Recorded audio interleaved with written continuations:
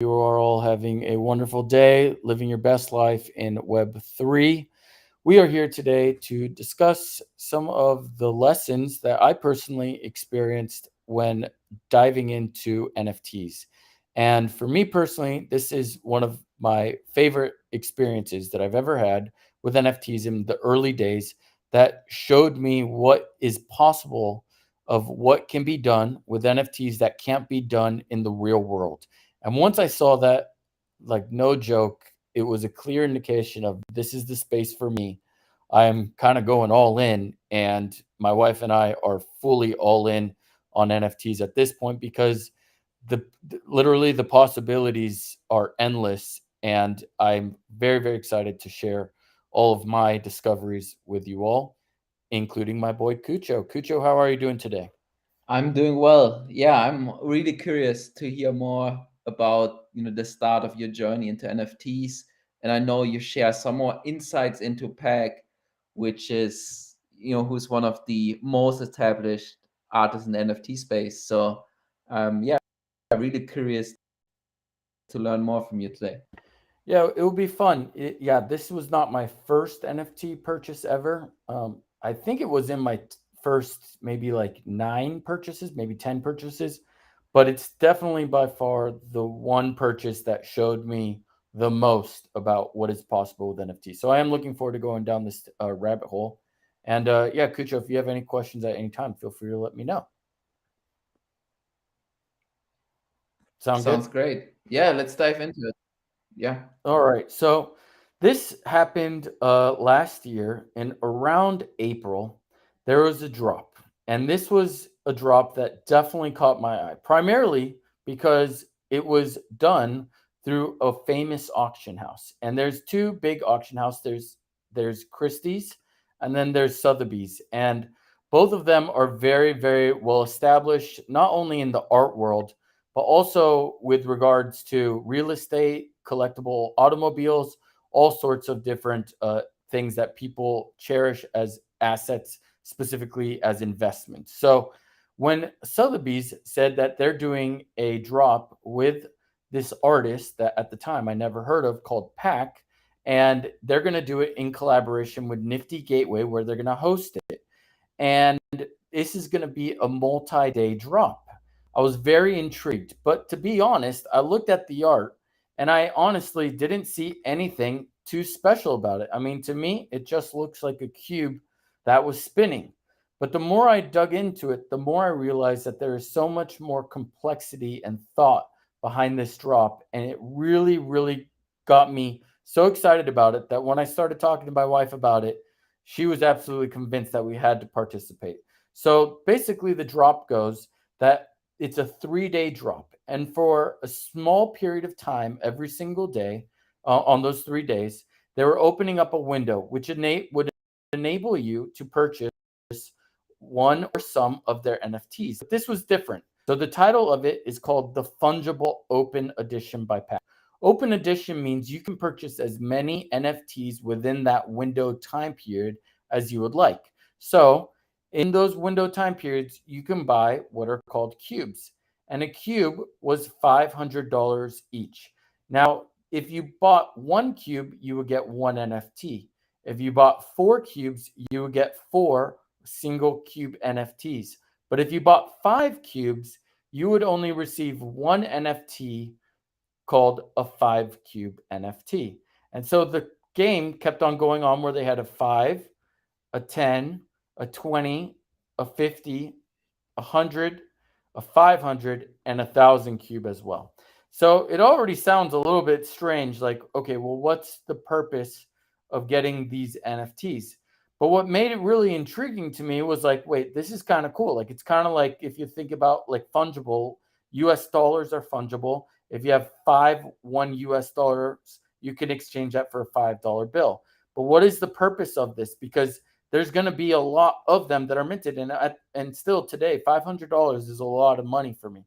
So what is the reasoning that what are they going to do with this? And this is where it all got really exciting to me, is that he announced that he is creating his own website, and the website was called burn.art. And at burn.art, you were able to connect your wallet to this website, and in exchange for you burning his NFT, specifically the cubes, you would receive a certain amount of an alternative currency called Ash. Which is, just think about how genius that is. You're burning your NFT and you're receiving Ash. And the very first person to burn their NFT would receive 1,000 Ash. The second person would get 999.99 Ash, and then the third will get 999.98, etc. And it keeps on going down. So it naturally becomes it's got a deflationary aspect of it. And that Ash is a currency that allows you to buy exclusive NFTs from this artist, and in the future from other well-known artists, that will only sell their art if it's purchased with Ash. I was very, very intrigued by this. This seemed very, very exciting. On day one, a cube was $500. On day two, a cube was $1,000. And on day three, the day that I discovered this, it was $1,500. So I was very excited, and I was like, I kind of want to like play around with this, because if you think about it, this doesn't happen in the real world. This would be equivalent to, like, let's go with cars. So like the creator of Ferrari, his name is Enzo Ferrari. And this would be equivalent to if Enzo Ferrari said, I would like to offer you all a special opportunity. You can buy one of my cars for a very small price of $500 on day one. And then on day two, if you choose not to, you could still buy it, but it's going to cost you $1,000. And on day three, it'll be $1,500. And then on day two and three, he announces that if you get the Ferrari, you will be able to burn that Ferrari in exchange to get a new Ferrari that will be even more exclusive, or even better, you'll be able to burn it to be able to get a gift card to Ferrari to get access to buy a more exclusive, rare Ferrari from me. That's something that's going to be scarce and only available to purchase with my gift card. That doesn't happen. I mean, no one's burning a freaking Ferrari. No one burns art. But in the digital space, you can actually find opportunities where you can manipulate the supply. And if you just go to the basic economic graph, it's as simple as looking at supply and demand. And it's really, really nothing more, nothing less. If you're able to manipulate the supply where you can decrease the supply, and in exchange the demand remains the same, then the price will increase. So I'm very, very excited to see that in NFTs, you, even though it says on the initial drop that there was 5,148 cubes that were minted, at this point in time, almost half, if not more than half, of the total cubes have been burned in exchange for the cryptocurrency called Ash. And so this was like a mind-boggling fucking experience to me. And it was really well executed. It was my first time taking ownership of my NFT and then going to this website, connecting it. I was honestly petrified when I did it. And as soon as I did it, it brought me to a place where you're literally like, you're so petrified. I was petrified that if I clicked the wrong thing, because there's a moment where it's out of your wallet and you haven't received the tokens that you're promised, because this is on blockchain, and when you're verifying contracts, that takes time. And so you're always kind of scared. And this was a lot of money. This was me literally burning a $1,500 NFT, and at the time it was worth more because there was no more that were going to be created. So it was increased value, and I was like, I got to do it quick. And I was very, very grateful that I was able to be one of the early people who did participate in it. And I successfully got 872 Ash. And long story short, we've been through the ups and downs with Pack, but basically that Ash has gotten as high as, I think it even got close to like 30, maybe even closer to $40 per Ash token. Times that by 872. Holy cow. And guess what rides with the price of Ash, or is correlated with it, is the price of the cubes on the secondary market. So now cubes have kind of gone down a little bit in price. They're not doing too bad. They were last sold for $2,700, and you can still buy Ash. But I've seen it go really, really high, and I am a huge believer that this is one of those projects that, based on the way that he's able to orchestrate these really complex type drops, I really do believe that there's more to come with this incredible drop. Do you have any questions about this so far, Kucho? Because if not, I'll continue to discuss some of the other lessons that I learned just from this single drop. Kucho?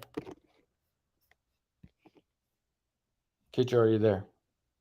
Okay, well, I believe Kucho is here, but just in case he's not here, I can't hear him. I will continue to go on with this drop. So the other lesson that I learned from this drop is there's a couple other NFTs, and the best way I could show this is actually through the Sotheby's website. So beyond the cubes, there were some honestly amazing freaking drops that came through. So we have the multi cubes. We had the complexity, which was kind of interesting. It was for the individuals who purchased the most open editions. So yeah, you get a little bit of like an added selling point. I didn't learn much from that. There was also the cube, a one of one NFT that will be given to those who purchase the most open edition cubes by the end of day 3. Didn't learn much from that besides how to be a seller. The equilibrium, this one taught me the most. I will get back to that in a minute. There's the builder, which I thought was really cool. This one is very simple, and it's set up so that you are able to basically, this was like an award. It was almost like an Academy Award for NFTs that were based on the individuals that Pack felt were the biggest contributor to the NFT space. So he was able to find those individuals that have contributed and just airdrop this. So if you look into someone's wallet and they have this, you can look at the history of this NFT. And if they were given it to Pack, I think it's safe to say that they have done something influential in the NFT space. Now, if they didn't end up getting it airdropped, it is possible that they purchased it on the secondary market. And if that is true, it's still kind of cool. It's like you were able to purchase an Academy Award from someone on the secondary market. So that's kind of a cool aspect of it. And of course, that one's going to be heavy valued on the secondary market because it is one of the first award quote NFTs that was given out to influential individuals. Kucho, I think you're back. How are you, my friend? I'm back. Yeah, sorry about that. Okay, good. Somehow No problem. connection I'm dropped. just grateful you're here. I'm going to keep going, but if you have any questions at any time, you let me know, okay? Yeah, sounds good. Sounds good. I did have a question at one point if you want me to share it now Yeah, or in go a for moment. it. So I was wondering because I think it's really cool the mechanic that you shared around you were able to burn the cube, get like the ash coin, and then also later it gave you access to like some drops of other artists and some pieces. And I just Right. wonder, like, when did you find out about it? Like, did you know that this was gonna happen when you first bought, the cube? During Yes. the drop, or was this something that the artist actually revealed over time that that's what he was going to do with it? Yeah, so on day 2, he started alluding to what he was going to do with regards to burning art. And on day 3, I believe he even had the website up so you could like see that he had this and he's actually going to make this happen. And it was literally that statement that made my wife and I absolutely convinced that we had to, at least at minimum, participate in the drop. I mean, honestly, like we recorded it, we were doing a podcast, and I'm explaining it to her as best as I can in the most simplistic terms possible of what the possibilities are with the cube and the mechanics of it and how well put together this was. And we get off the call and there's probably like 5 minutes left to buy one for $1,500. And I was like, dude, this is a lot of freaking money. And like you can see, there's a lot of additions of 5,148 is the grand total number. I was like, dude, supply and demand, like what 5,148, that's a lot. But then she reminded me that that supply is going to get reduced significantly. And so once she said that, she pulled the trigger and she bought one. And I'm very proud that she actually minted number 666, which to me is a lucky number in the world of NFTs. So she caught that one. We kept that one in possession. But then on the secondary market, we put in some offers to be able to buy them, and we ended up purchasing two more cubes. And one of the cubes is the one that I ended up burning on their website, and that one no longer exists. And the other cube we have in our possession, and if I see this have a bit of a comeback, because I have seen it go up to like $20,000, maybe even a little higher than that. If I see it come back, which if there's anyone that can really put in innovation into the NFT space, Pack is the person that I really believe in based on what he's already accomplished. And I believe that he can really do a few big moves to actually bring it back to life. And if he does, that would be a good time for me to sell one of the other cubes. But I think my wife and I will probably always hold on to number 666 because it literally was the NFT that kind of got us all in on this. And at this point, my wife is the vice president of growth of NFT NYC NFT Cred, which, like, to think that like it all started with a freaking cube is kind of crazy. And this is my job. Like, I'm talking to you about NFTs every day. So this is our game now, and it all started with a cube for me. So yeah, it was announced, and that was the reason we bought it. Other than that, I wouldn't have bought it. Like, if I just saw 5,148 editions of this thing, some for $1,500, no way, I would not buy it. It was literally for the opportunity to burn it. Does that make That's sense, Christian? awesome. That's cool, and I think it's cool that you saw his vision with this project so early on. I Yeah. think, and he's always like he's so mysterious, right? Sometimes like really hard to figure out his communications, which I mean, it's also really cool. I think his mysteriousness draws a lot of people also to Pack, but also it makes it really hard to figure out what his intentions are with the bigger projects. So, shout out to you for catching that so early on, like the bigger picture that he was planning with the project. Thanks. Yeah, it's been a journey. So I'll just continue to explain like some of these like really cool mechanics that came out of this drop, because the open edition fungible was for like people, like the people, like we were able to participate. And one thing that was really cool is it didn't matter if you chose to burn a single cube, a 5 cube, or a 50 or 1,000 cube. You would have got the same amount of ash. So this drop dynamics set it up so that he rewarded the people who were at the lower level. The whales got rewarded big because the bigger the success of this drop, the more people that heard about it. It got a lot of attention. I think it was even stated like $17 million worth of total sales. The whales won, but this was set up where like if you did $500 on day one and you believed in him, it literally was such a big ROI. I mean, even right now at like 3 grand, that's freaking awesome. And like I said, I still believe that this is not yet done.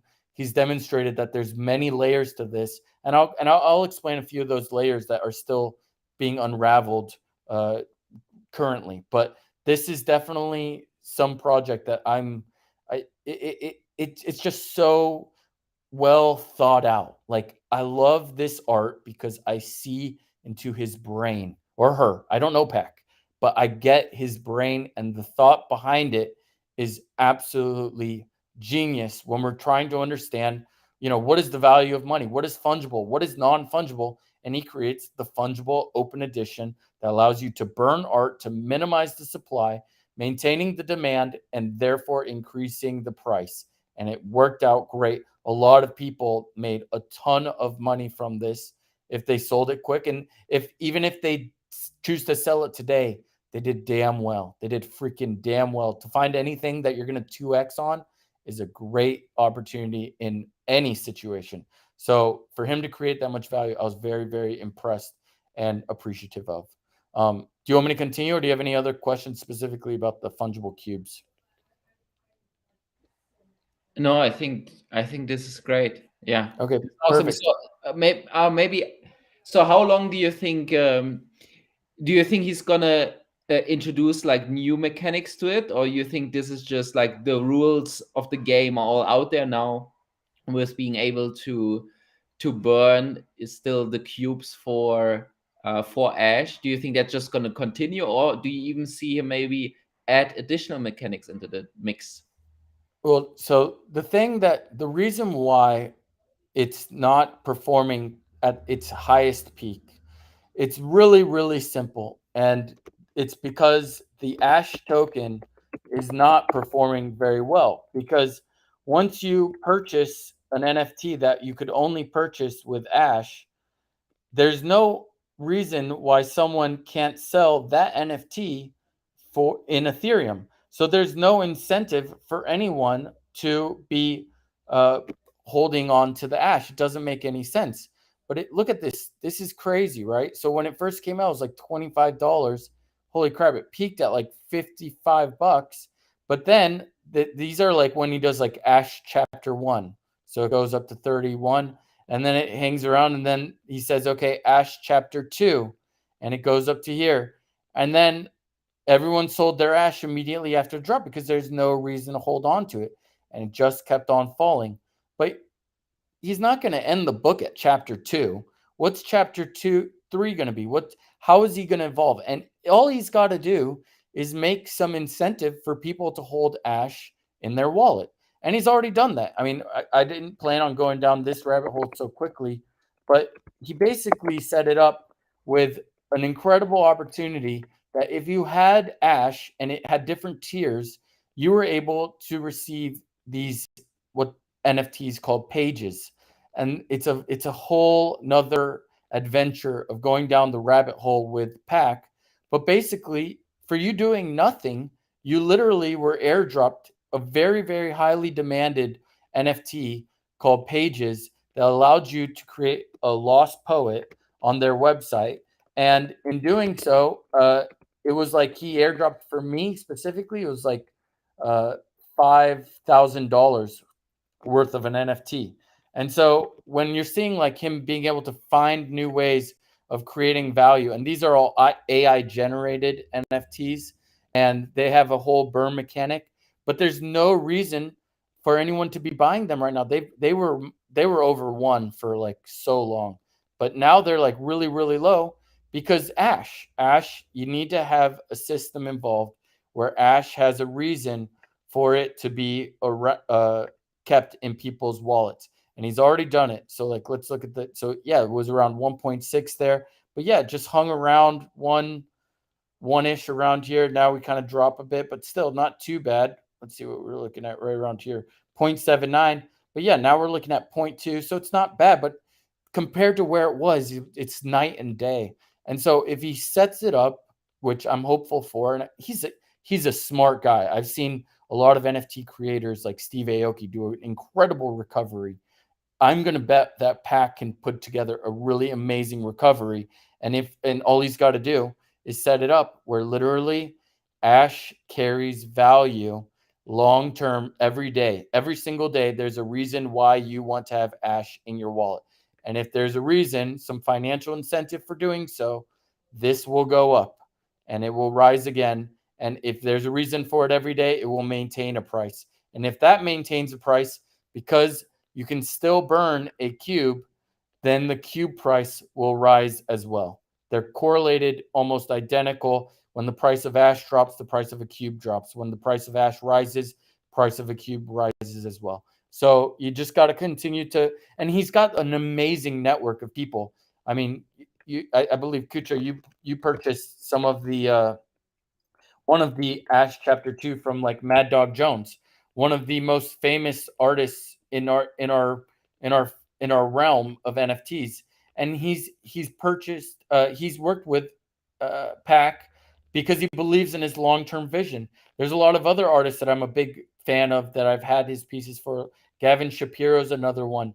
Uh, there's multiple that Dell is one that came out of the NFT space through Pack. Raf Grassetti, all these individuals leaned into Ash Chapter 2, and they're not really doing too hot right now. I mean, honestly, like the floor price is not looking that fire. So I believe that there will be a comeback, and it's going to be on Pack to put it together. And I think he's doing it. I literally think he's doing it. And he's tweeted a few little things here, there, but it's this time it's too early to try to guess what he's talking about when he's saying something amazing happened. But he does emphasize that sometimes he's quiet because he's innovating. And I do believe he is. I mean, he's got every resource, every financial resource, and every top tier artist within his circle that he can find a way of making it come back. So yeah, I am betting on it, but that's just my humble opinion. We'll see where it goes from here. But yeah, the cube is how it all started. Do you have any questions about that, or do you want me to talk about the other things that I learned from his drop? Kucho. No, I think this is good. Yeah. I don't know. Perfect. Yeah, What else would you like to cover? We've been going for like 25 minutes. Is there are there any other specifics that you want to cover about yeah. the? I just want to finish with what came out of the fungible drop, because the cube was one lesson, but like learning what is possible with NFTs was the other lesson. And so he also did an auction which went for a lot of freaking money. I mean, almost $1.5 million. And this one was called the Switch. And if you got this NFT, the owner of it was able to use it once and its effect is immutable. And so what I learned from this, which the owner hasn't clicked the switch, but this switch is going to have an effect on all the NFTs in the whole grouping. What is it going to do exactly? I have no idea, but I didn't even know that was possible until I saw this drop. And so someone paid a lot of money for it. This one freaking blew my mind. This is called the Pixel, sold for 1.4. It literally is a single pixel. But if you think about it, like just read this, it actually makes you fucking think about what is art and what is it to mean that you're like buying and selling art. What is value? And it is all rooted in the seedling of a single pixel. Digital art is just rooted in a single pixel, and someone paid that much for a single pixel. It's quite a large statement from the community. And so the last one that I have to talk about, because I absolutely love this one, is called Equilibrium. And this one included a few incredible puzzles that if you participated or if you were the winner of it, you actually got this NFT for free. So these were only given away. The first one, or I'll go bottom up. The Oracle was the person who most closely estimated the total sales of the entire collection prior to the auction beginning on April 12th, received one of the four equilibriums. So think about the momentum that this created on Twitter when everyone's trying to enter their final number. It ended up being close to around 17 million, and the guy was really freaking close. And now he's got this NFT and a lot of money. The influencer was another one that had the individual that posted Pack was here to the biggest social media audience will receive one of the four Equilibrium NFTs. At first, I thought it was definitely going to be Paris Hilton. I think everyone thought Paris Hilton was going to get it. But then at the last second, Demi Lovato tweeted, and she ended up being the individual who won the influencer. The hunter is the collector who acquires any piece of art by Pack from its initial market price for the highest amount on the secondary market will receive one of the four equilibriums. Just think about what that does to the secondary market sales. It gives you an extra incentive to go after them at a high premium. But this one for me was fucking genius. This is called the cryptographer. This one goes to the person who solves the puzzle, will be rewarded one of the four equilibrium NFTs. This was the puzzle. It literally was a video. I don't think you can hear it, but I highly recommend that you check this out. It's a video that shows what looks to me. It says, "Where are you? Tell me." So you have to tell Pack where you are, and it shows this video, and it plays like a sound, almost like an eerie, like echoey sound, and that's the only clue you get. That's it right there. And so all of a sudden, everyone's trying to figure out, how do I solve this puzzle? How do I solve this puzzle? And it ended up going to an individual who is literally a freaking puzzle master. I have so much respect for him, and he's actually become quite an impressive collector. And at this point, he's actually become quite an incredible creator as well. And the way that it was resolved is the puzzle had two elements, an audio and a visual. The visual element is a binary sequence in encoded in RGB channels, resolves to bit.ly, which is bit.ly, of course. The audio element is a QR code hidden in the spectrogram, which resolves to 3DK VBS5. When you add bit.ly to 3DK SBS5, it takes you to a tweet. Here, I'll just show you guys since it's actually freaking fascinating. So yeah, you had to like use this programming stuff, and then you were able to get that image. So I actually went back and I actually did the whole thing because I want to see how it was.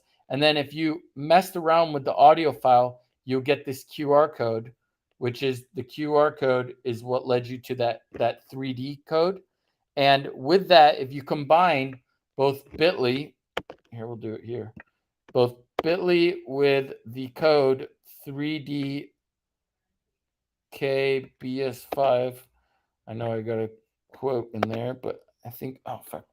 1 second. It's worth it. You all are going to thank me for this.